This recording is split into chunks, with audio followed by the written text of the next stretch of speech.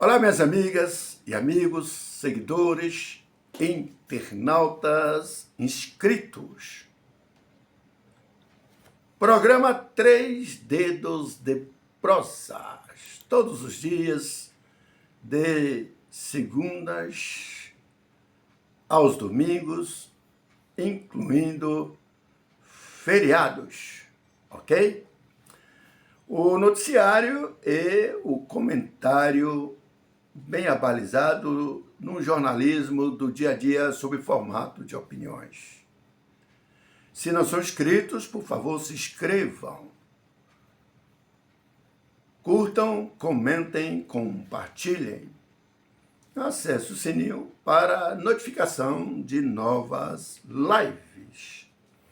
Vamos à primeira das três prosas de hoje. Que sujeito chato, estúpido e que gosta de aparecer onde não é chamado. Esse que é um advogado travestido de juiz, que é o senhor Alexandre de Moraes, a pior erva daninha que corrói de morte ética a Corte Brasileira, a instituição antes tão honrada, que é o Supremo Tribunal Federal, STF. Ora, o que Alexandre de Moraes tem a ver com as eleições? Quando ele foi presidente do Tribunal Superior Eleitoral, sim, mas foi uma descaração, um desastre total em avanços e rasgamentos. Rasgou a Constituição Federal por várias vezes. Enfim, é um cara muito chato mesmo. Vamos aos fatos. O ministro Alexandre de Moraes, do STF, Supremo Tribunal Federal, afirmou dia 21 de agosto, sexta-feira, que candidatos que utilizarem inteligência artificial para disseminar desinformação durante as eleições poderão sofrer cassação do registro ou do próprio mandato. Segundo ele, a possibilidade de perda do cargo é um dos principais mecanismos para desestimular o uso criminoso da tecnologia na disputa eleitoral. O ministro chamou a inteligência artificial, IA, de um mecanismo anabolizante da desinformação nas redes sociais. Segundo ele, a tecnologia aumentou a capacidade de produção de conteúdos falsos e tornou as manipulações mais sofisticadas desde as eleições de 2022. Mas qual o moral que esse cara tem para dizer o que é desinformação? Pelo amor de Deus! Moraes destacou que atualmente é possível criar vídeos e áudios nos quais a imagem, a voz e até os movimentos labiais de uma pessoa são alterados para fazê-la parecer dizer algo que nunca disse. Ora, bolas! É a justificativa. Para ele, esse tipo de conteúdo representa um risco particularmente grave quando produzido às vésperas ou no próprio dia da votação. É cada uma, rapaz. Esse Alexandre de Moraes, sinceramente, está precisando de um psiquiatra, rapaz. O efeito Bolsonaro na vida desse sujeito está envenenando sua cabeça, seu coração, virou ódio. E parece que nem Freud explicaria. Vamos à prosa de número 2. Os institutos de pesquisas, volto a dizer, e com muita propriedade, são a indústria para a manipulação do eleitor. E uma manipulação de maneira descarada e muito cinismo. Pesquisas custam milhões e, salvo raríssimas exceções, refletem uma situação de manipulação de números. Repito, manipulação de números. É como funciona assim. Os donos desses institutos negociam valores para realizar pesquisas de intenção de votos, favorecendo o eleitor como otário de massa. Ele quer oferecer, aliás, oferece o eleitor como otário de massa de manobra. É a realidade. Continuo ponderando sobre essa enxurrada de pesquisas eleitorais que se repetem em toda a eleição majoritária e crescem a cada ano, a cada eleição, aliás. Enquanto pretensamente contam votos, na verdade, os donos dos tais institutos de pesquisas contabilizam dinheiro farto nas suas contas bancárias e enlouquecem os eleitores citados como otários. Em países como o Brasil, as pesquisas eleitorais são um ramo promissor no setor de serviços. Claro, não há dúvida. Ok, mas o problema é que o faturamento cresce a cada eleição, batendo seguidos recordes. Basta dizer que até maio deste ano foram feitos mais de 700 levantamentos sobre perspectivas das eleições de outubro, com investimentos de 40 milhões. E a quem interessa isso? Gente, é muito dinheiro rolando por baixo da ponte que conduz ao poder. Ao poder. O TSE informa, falar o poder quase que nem sai, que em 2024 foram realizadas 14 mil pesquisas com gasto quase de 172 milhões em levantamentos sobre intenção de votos para cargos de prefeitos e vereadores, só para isso. Essas são pequenas ou apenas pesquisas oficiais, registradas na Justiça Eleitoral, mas existem milhares de outras que são feitas por baixo, debaixo do pano e que até custam muito mais. São muito mais caras. E o pior é que essa porcaria, e volto a dizer porcaria da imprensa brasileira, não é a minha, contribui generosamente para o sucesso comercial dos institutos que gastam e pagam e que gostam de serem chamados assim e divulgam os resultados como se fossem infalíveis. Oriundos do oráculo de Delfos, que é o centro religioso mais importante e reverenciado da Grécia Antiga, nas encostas do Monte Parnaso. Eu já disse aqui antes, a conclusão é que a realidade não é bem assim. E a melhor definição de pesquisa é a que define essa atividade como a arte de torturar os números até que esses números confessem os resultados pretendidos. Ou não é? Eles manipulam em troca. O fato concreto é que toda eleição é marcada por erros grotescos, em que os resultados das urnas têm sido absurdamente diversos daqueles geralmente apontados às vésperas da votação.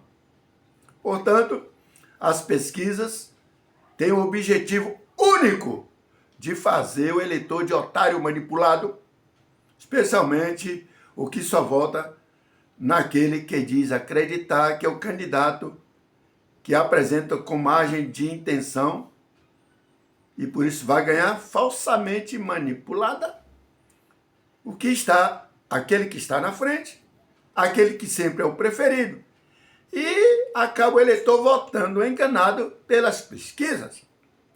O eleitor que vota dessa maneira será sempre manipulado, será sempre usado com uma mal escolha que ele faz por ser teleguiado pelos institutos e vai continuar sofrendo por suas consequências eleitorais e os donos dos institutos vão continuar rindo à toa com seus bolsos e suas contas bancárias recheadas de real e até de dólares.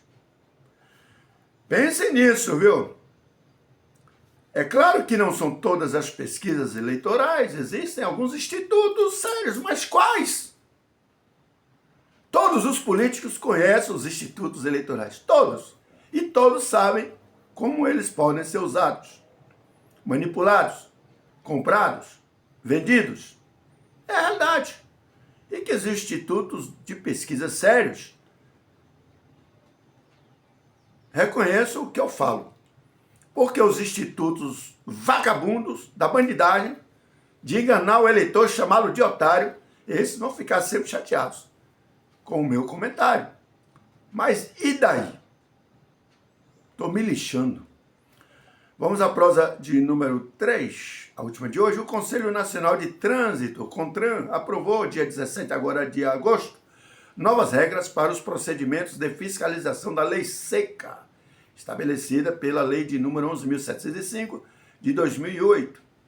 A regulamentação atualiza procedimentos utilizados pelos agentes de trânsito e estabelece critérios para a triagem de condutores, realização de testes, retestes e identificação de álcool e outras substâncias psicoativas. A resolução não cria novas infrações de trânsito, não. Mas o objetivo é regulamentar e padronizar procedimentos de fiscalização que estavam em vigor com alterações relacionadas principalmente pela forma de abordagem, registro das ocorrências e utilização de equipamentos. Entre as mudanças está a criação de uma fase de triagem durante as operações de fiscalização. Nessa etapa, os órgãos responsáveis poderão utilizar pré-teste ou teste passivo de alcoolemia, que é o alcoolismo. O resultado terá caráter orientativo e, isoladamente, não poderá fundamentar uma autuação, né, ou caracterizar a condução sob a influência de álcool, motorista embriagado. Triagem, testes e retestes, então passam a seguir critérios definidos pelo CONATRAN.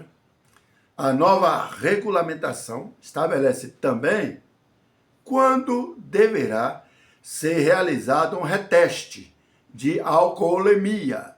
A medida será necessária quando fatores técnicos, por exemplo, ou operacionais, impedirem a obtenção de um resultado considerado válido ou quando houver a necessidade de afastar a possibilidade de álcool residual no trato respiratório superior, que é o bafômetro.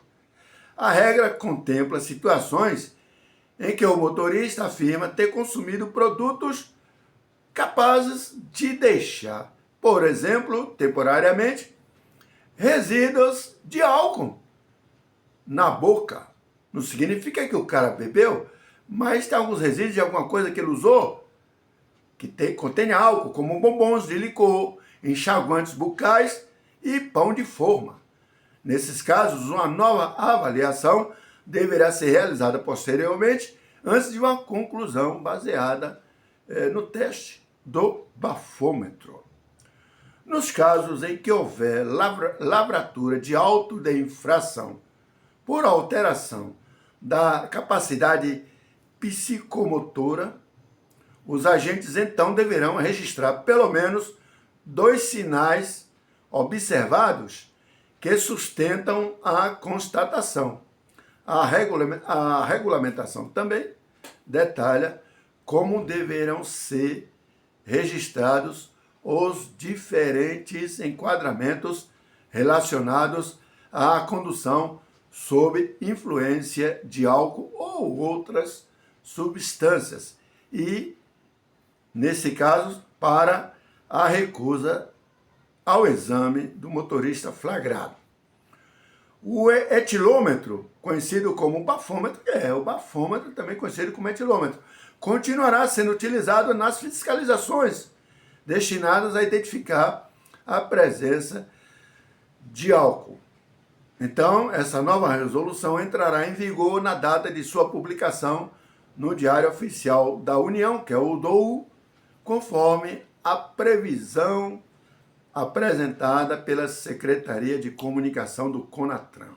As alterações relacionadas às fichas de fiscalização e aos códigos de enquadramento das infrações terão, porém, prazo de 60 dias para entrar em vigor.